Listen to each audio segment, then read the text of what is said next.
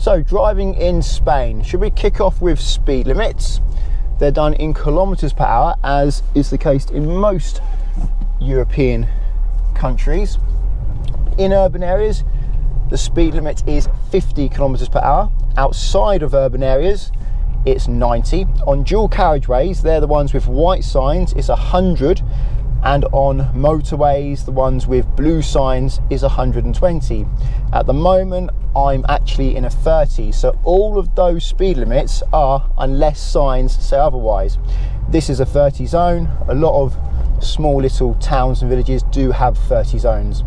The speed limit sign is the same as they are in most European countries, all European countries I think actually.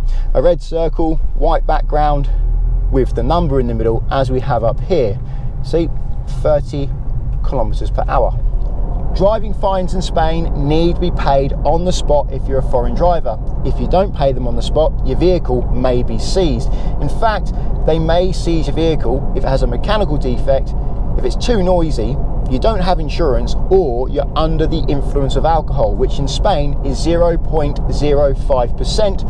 But if you have less than 2 years driving experience, that's 0.03%.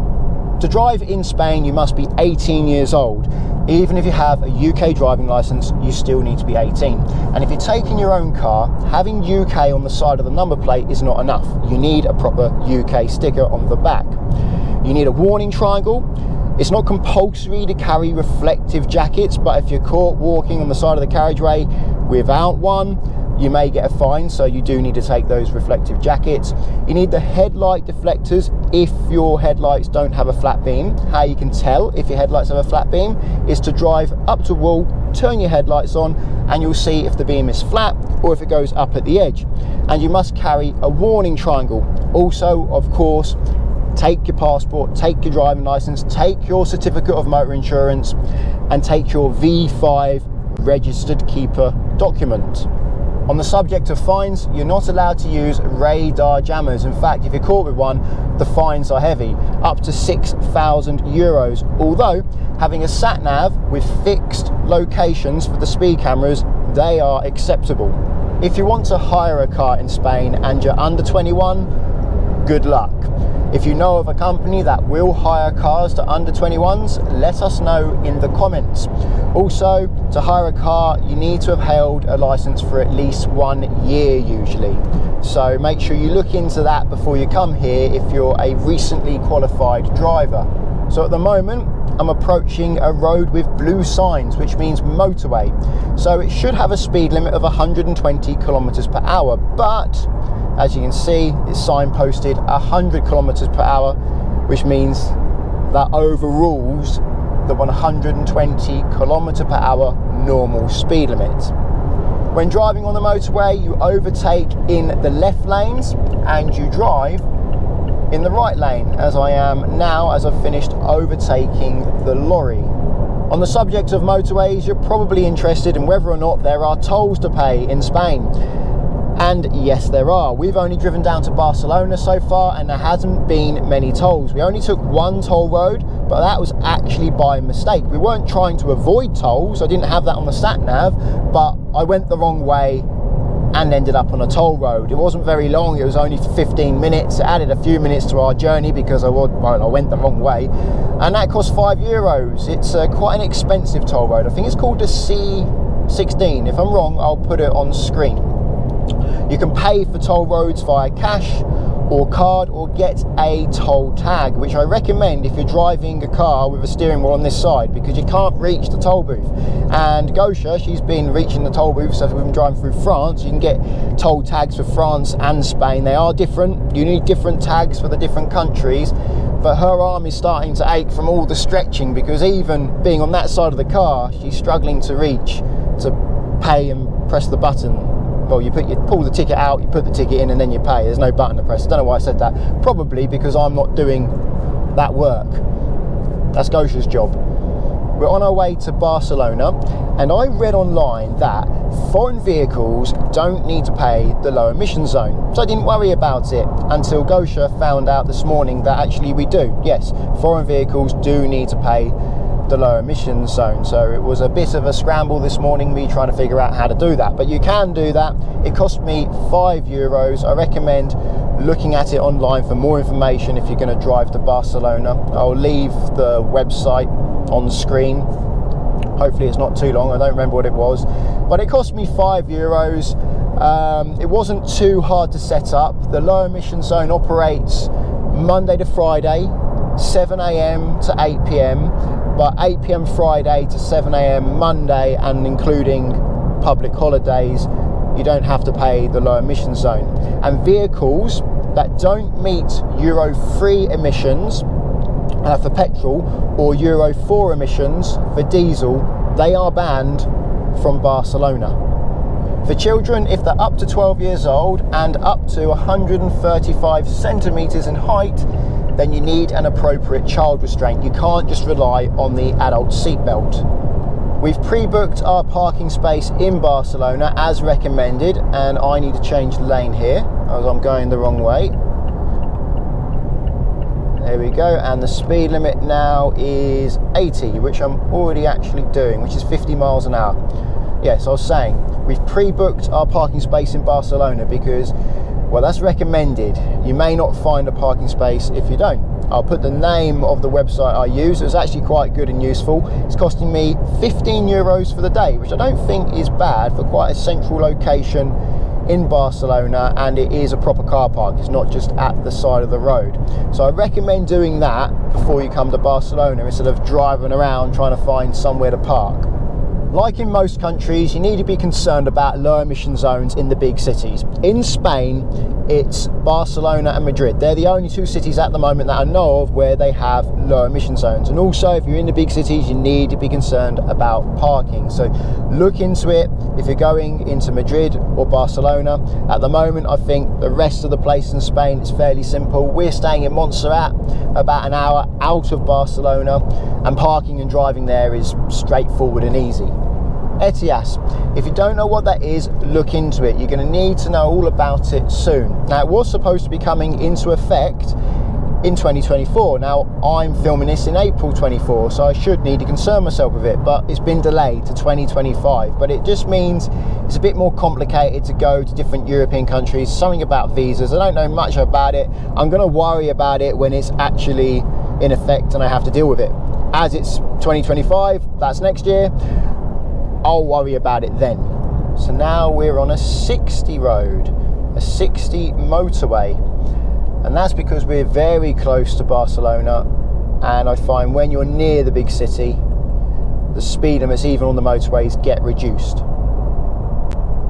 End of motorway now, as you can see by that sign, the blue sign with the red line through it, and the speed limit now is 50 because we are just entering Barcelona.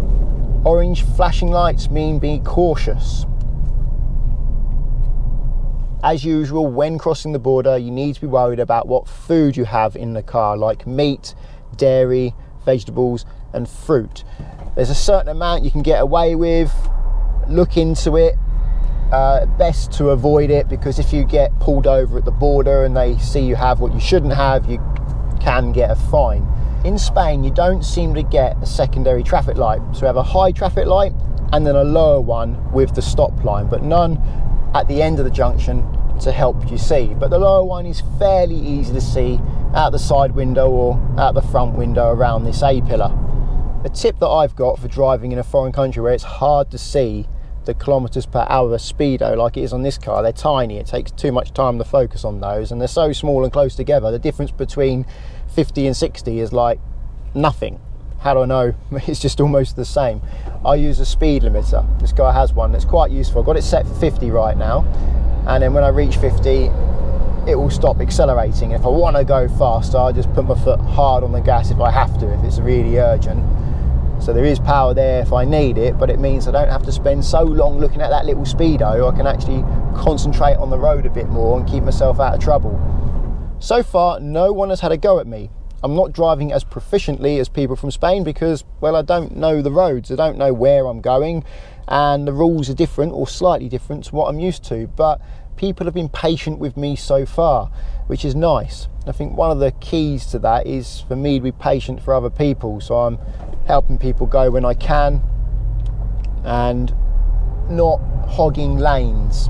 And if I'm on a road where I can see there's somewhere to pull over and I see them holding up people on a road where I'm doing the speed limit and other drivers don't want to, occasionally I just pull over and let them past.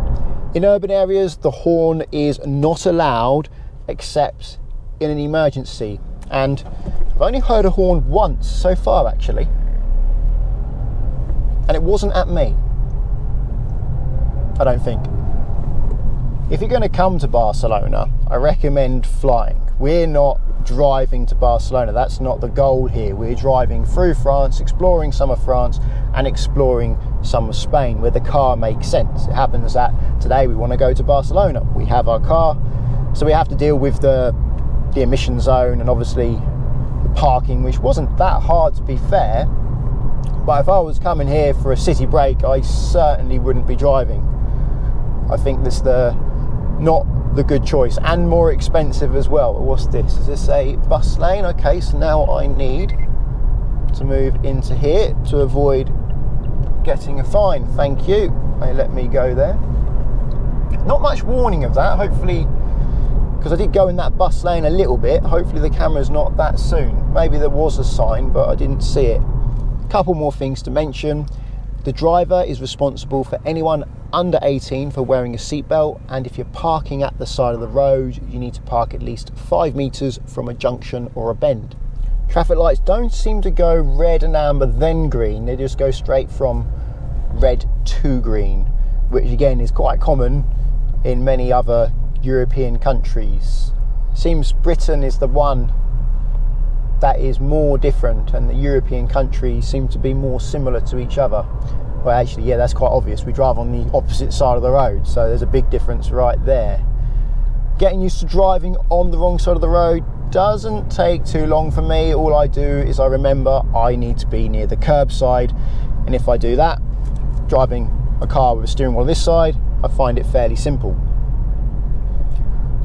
And if I'm driving a vehicle with the steering wheel on the left, then I just remember, me as the driver, I need to be near the middle. I find that a little bit more confusing because I'm used to driving my own car abroad, so I'm used to driving near the curb. So when I'm driving a hire car, I have to remember, oh, I'm on the other side now. Although driving a hire car in general is easier because you can access things like tolls and without needing a passenger, that is. Also, when you get to junctions, having the steering wheel on the wrong side, it can be quite hard to see what's coming sometimes, particularly in a convertible where you have a big blind spot. So if I'm turning right and the road's like that and I'm coming like this to turn right, I can't see. So I have to remember that even if the road bends to the right, I sort of square up to it at a right angle, then I can see out the side windows. If I don't remember to do that and I do this, I can't see, and I have to get GoShow to tell me when I can go. So they have a red man for the pedestrians, so I don't have an orange flashing light. If they had a green man, I would have an orange flashing light and I'd be able to go if no one was there, but I would have to stop if someone was crossing. At the moment they have red, I don't have orange. I think that's quite a good system actually. I would like that in England, because quite often there's a green man, or should I say person, it is 2024, and I'm not allowed to go. I have to wait even though no one's crossing. Here though it's different. I do actually genuinely have a red light with them having a green man. Be careful of what the sat-nav tells you to do. It did tell me to do something earlier that I couldn't do, so I had to go a different way, and then it told me to do something else that I couldn't do, so I had to go a different way again, and now it's rerouting me again, and hopefully this time it's telling me to do something that I can actually do. It was telling me to go straight where I couldn't go straight, and it was telling me to turn right where I couldn't turn right. I think I can turn right here though. Although I shouldn't complain about the sat-nav, because without it I wouldn't have a clue where to go. Occasionally it gets things wrong, but I'd rather be with it than without it. I find it quite complicated driving in Barcelona because there's lines quite often everywhere, which can be quite confusing. And now I should be at the car park Lights and lines everywhere. Where's the car park? I think if I go over to the left lane, because I expect it. I see a P. Let's get in this far left lane, and I think we've arrived. Yeah, definitely pre-book and plan where you're going to park. It would have been quite hard if I hadn't have done that. Like in many countries, when you get out into the wilderness of Spain, roads get narrow, but they also get very quiet. Actually, they're quite enjoyable in the most part, because the views are usually spectacular and they're windy, and like here you get a good sight, so you can actually get a little bit of speed. So if you enjoy driving, this is not a bad place to drive. Many stop signs in Spain like there is in France. Not many of the locals, actually I haven't seen one local abide by it. I have to position myself to the left to turn right so I can actually see if someone's coming. Didn't signal there. Should, but for some reason I forgot. And it's incredibly quiet. That's probably why. I've been driving already for about 20 minutes and I've seen one car. It is 7:44 in the morning. It does seem to be really quiet in the morning when you're in the country, in the countryside. And here we go. We're coming into a town here, or a village. Bati or Batea, I'm not sure how to say that. That sign you saw there, that means it's 50, unless there's a 30 sign saying otherwise. There's actually a 40 sign up there.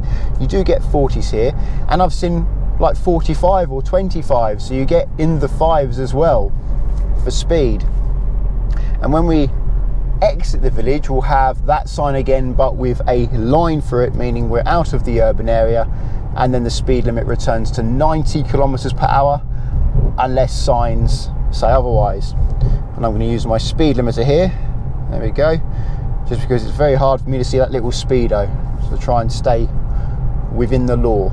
We've got a priority sign on the right there, which says if I'm bending to the left, I have priority, and cars coming from the right or ahead have to give way to me. I'm actually bending to the left here, so I should have priority.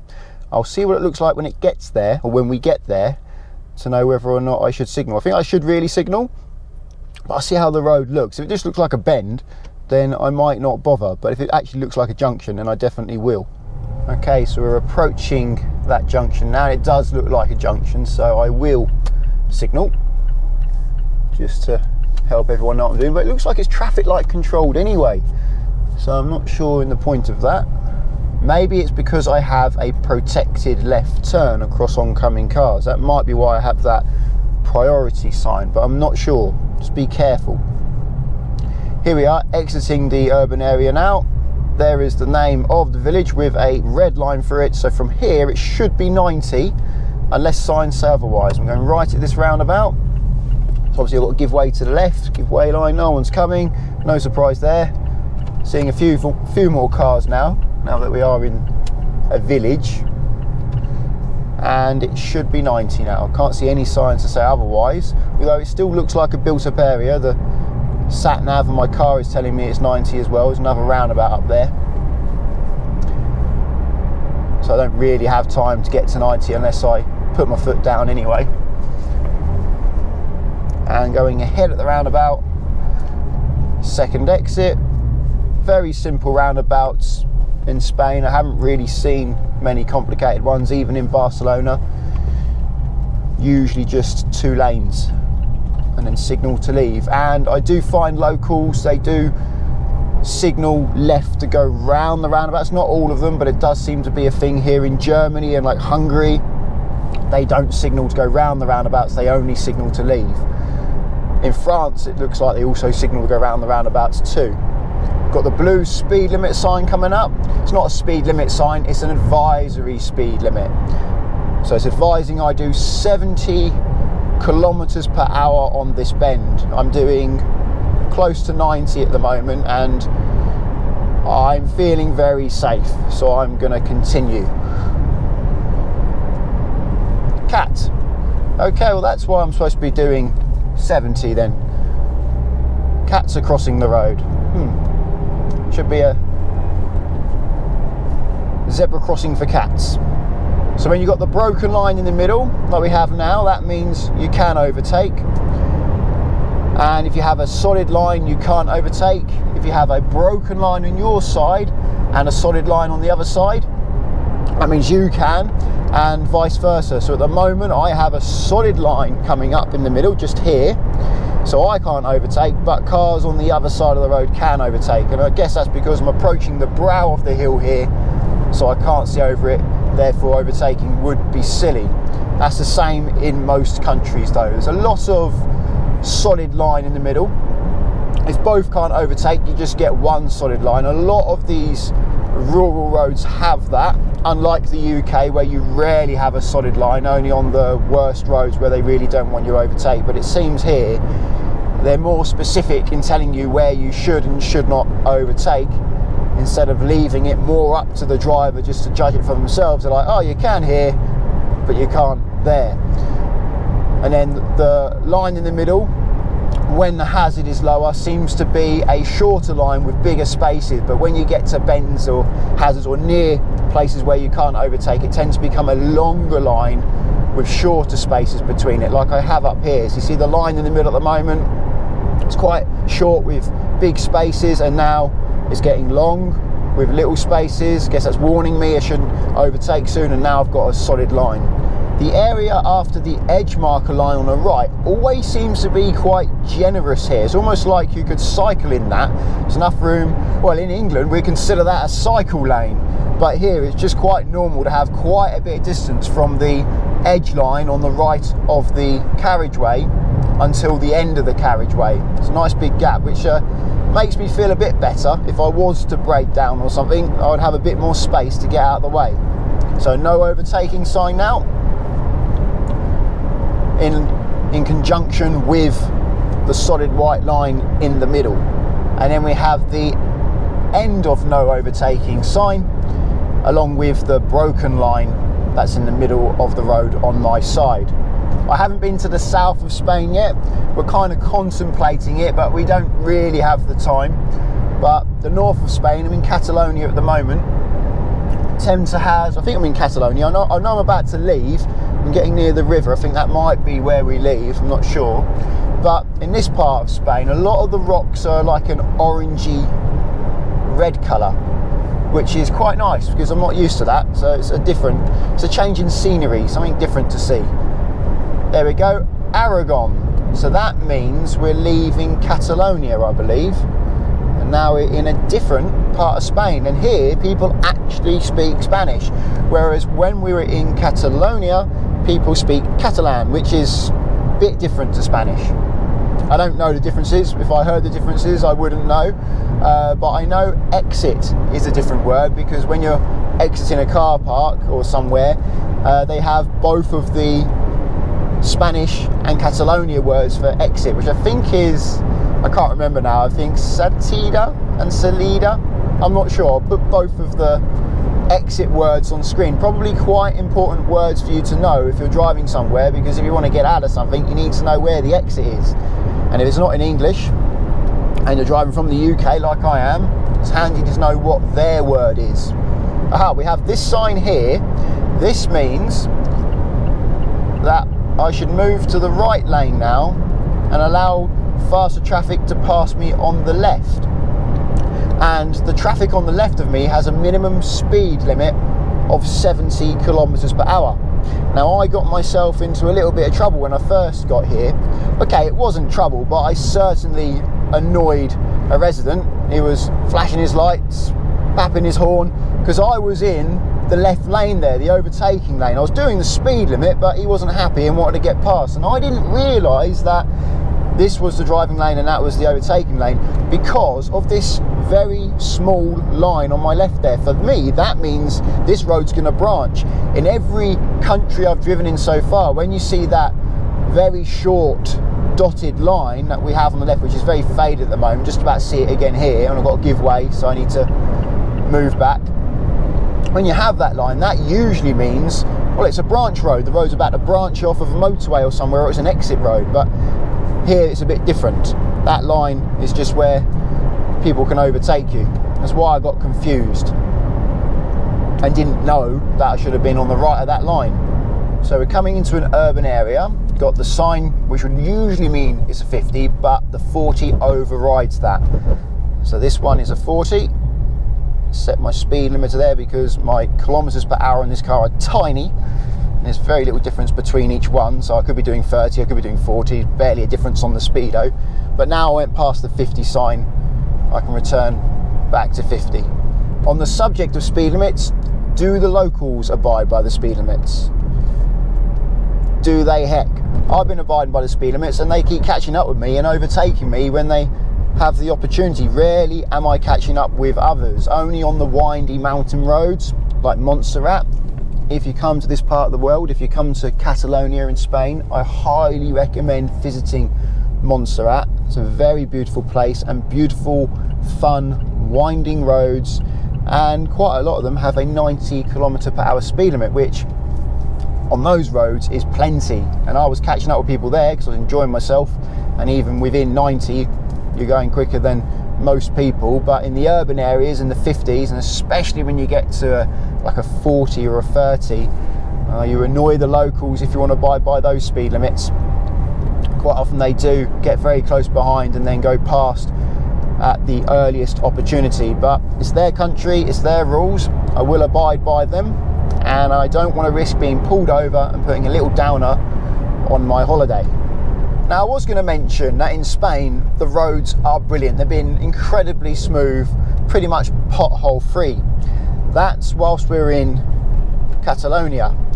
And since we've left, things have changed. I got to a bumpy bit of road and I thought, oh, that's unusual. It's been smooth so far. In 500 metres, turn left onto Carretera Estación A131. But we've been driving now for about an hour between Zaragoza and Lleida. I think that's how you say those. Turn left onto Carretera Estación A131. And the roads have been horrific for about an hour solid. Just bumpy, stones.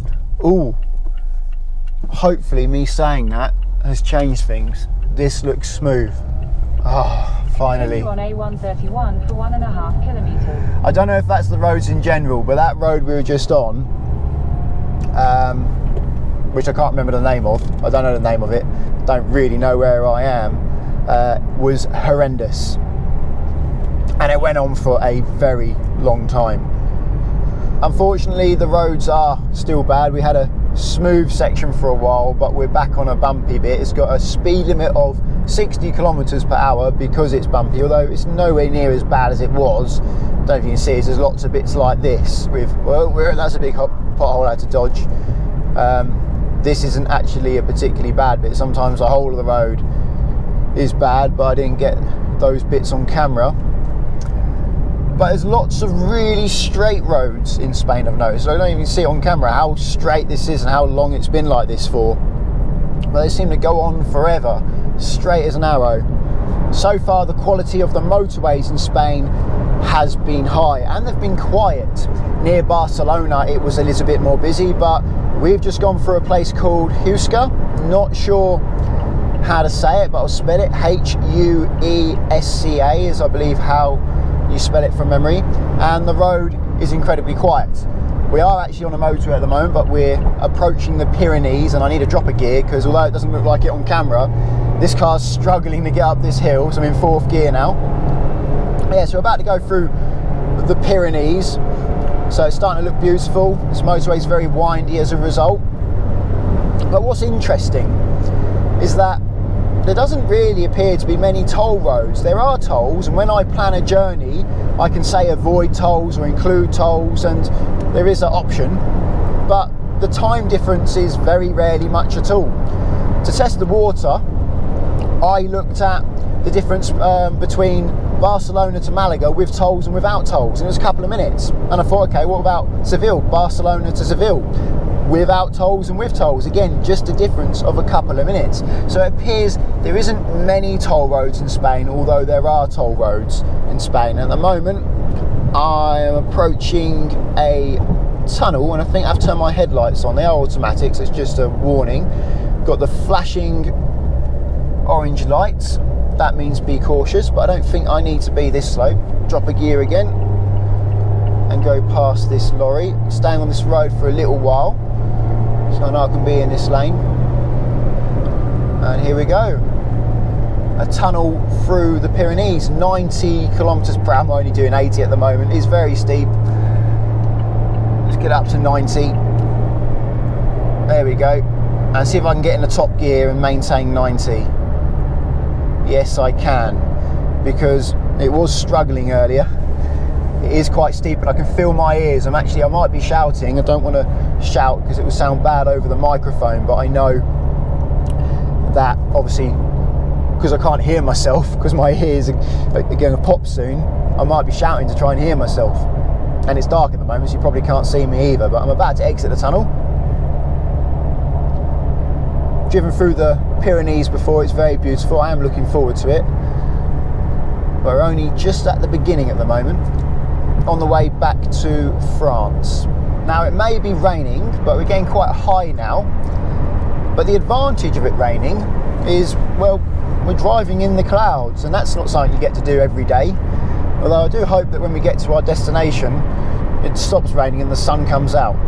In Spain, petrol is called gasolina, and I've not seen any E10 here. It's only been E5. It's either 98 or 95. This pump only has the option of 95.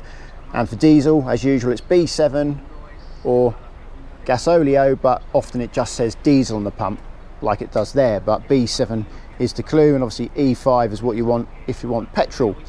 There are prepayment machines. Some places you have to go into a shop. There's a no shop round here, there's a prepayment machine, and you have to prepay via the shop. But there are some other places where you can just stick the nozzle in, fill it up, and then pay afterwards, as you do usually in England. Oh, and petrol and diesel here is significantly cheaper than it is in France, about 30 cents per litre cheaper, which is why I'm trying to fill up just before going to France. Although I filled up in France just before I came into Spain, which I regretted a little bit when I saw how much cheaper the fuel was just a few minutes up the road. We're in a very long tunnel at the moment going downhill on the N330, and I believe at the end of this tunnel is France, so I think I should end the video here. I'm going to put the costs of the trip on screen, approximately how much fuel and how much the tolls cost, and the ferry crossing from England, so you have an idea of how much it costs. Meters, continue on to N134. Yep, it's saying continue, but I think that's just in 500 meters we're going into France. Yes, we're just about to cross the border any moment now, and it looks like I can see daylight, or is that just LED lights? I'm not sure. Anyway, the border is there. Now we're in France. So I'll end the video here. If you found the on N134 for 22 kilometers. Okay. If you found the video interesting, please give it a thumbs up, subscribe to get my future videos, and until the next one, cheerio.